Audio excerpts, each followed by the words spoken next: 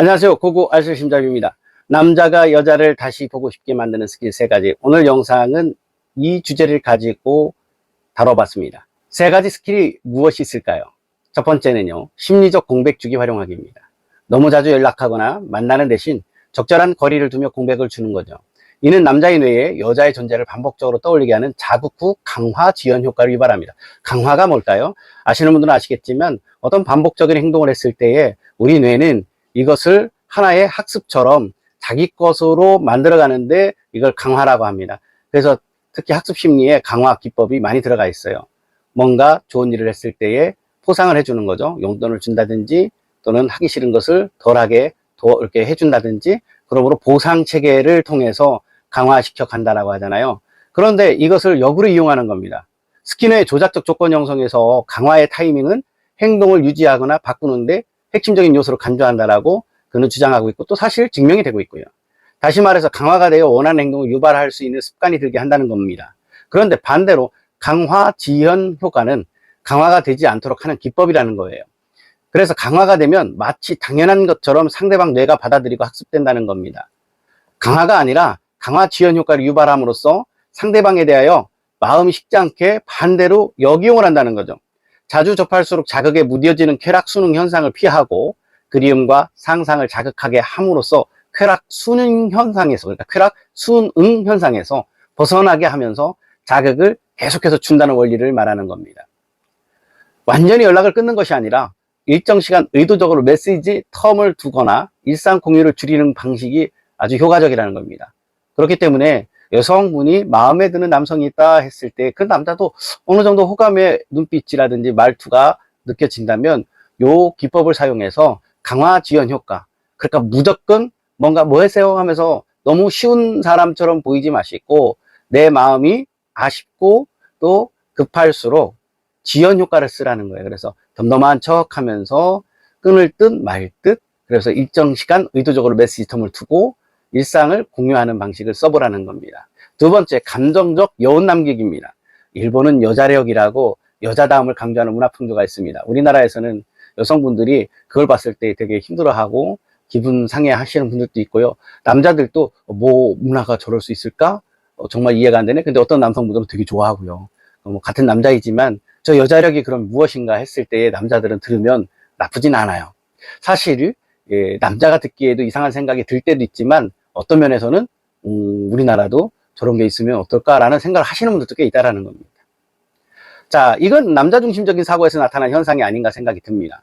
그런데 일본처럼은 아니라도 여성스러움의 남성들이 그런 여성에게 끌리는 건 맞는 것 같아요. 이해심, 부드러움, 모성적 분위기에 이끌리는 거죠. 활달한 여성도 여유로움을 유지하면서 따뜻함을 보이는 여성들이 있잖아요. 저마다 갖고 있는 기질에 덧입혀 자기 매력을 만들어가는 그런 여성을 확실히 선호하는 경향이 있습니다. 물론 난 그렇게 못해 라고 한다면 안 하셔도 됩니다. 그런데 그럼에도 불구하고 저 남자 내 남자 되고 싶다면 좋겠다, 저 남자 마음에 든다 했을 때에는 뭐 순간 자기를 변화시켜서 성격도 그렇게 좀 만들어져 가는 모습처럼 보였을 때 손해볼 건 없잖아요. 그러니까 기왕이면 다홍치 말하고 좋은 쪽을 택하자라는 겁니다. 자, 앞에 내용을 이해했다면 남자의 심리 상태가 어떠할지 어느 정도 유추가 될 겁니다. 남녀가 즐거운 시간을 보냈습니다. 그렇게 함께한 시간 후에 감정적인 대화, 인상 깊은 말 한마디 또는 예기치 않은 다정함을 주고 떠난 여성을 남자들은 기억합니다. 애착의 대상이라 느낀 남자는 더욱 잊지 못하죠. 남자는 그녀를 떠나보내고 난 다음에 같이 있었던 장면과 느낌을 반복적으로 떠올리며 감정적 연결을 강화하기 시작합니다. 그리고 기억은 감정과 연결되어 저장되는 거죠. 강한 감정이 개입된 순간은 더 오랫동안 회상되며 이는 재회를 원하게 됩니다. 만나고 싶어 한다는 거죠. 여기서 여성은 대화 말미에 오늘 너랑 이야기하니까 오랜만에 진짜 편했어. 앞으로도 좋은 기회가 있으면 좋겠네. 이런 같은 말 한마디가 큰 효과를 줄 수 있다는 것을 여러분들 아셨으면 좋겠습니다. 세 번째는요, 자기 발전 후 노출시키기입니다. 잠시 물러나 있는 동안 외모 변화도 주고요, 라이프 스타일 변화를 한 후에 우연한 계기인 것처럼 동선을 따라가다가 적당한 시점에 자연스럽게 자신을 노출시키는 겁니다. 여성의 입장에서는 이게 만만하지는 않아요. 그럼에도 불구하고 정말 내 남자, 정말 내 마음 가운데 품은 남자라고 했을 때에 이 정도 노력도 불사하시는 분들이 있긴 있어요. 그래서 이 세 번째는요, 앞에 거하고는 다르게 행동적으로 더 노력을 해야 되는 부분이 있지만 그럼에도 불구하고 내 것처럼 쓰고 싶다 했을 때는 이거를 잘 숙지하시면 좋겠습니다.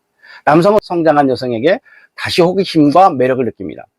뭐 그냥 처음에는 그저 그랬고 밋밋해 쓸 수 있겠지만 뭔가 변화가 왔을 때 이게 강하게 어떤 자극을 주는 거거든요.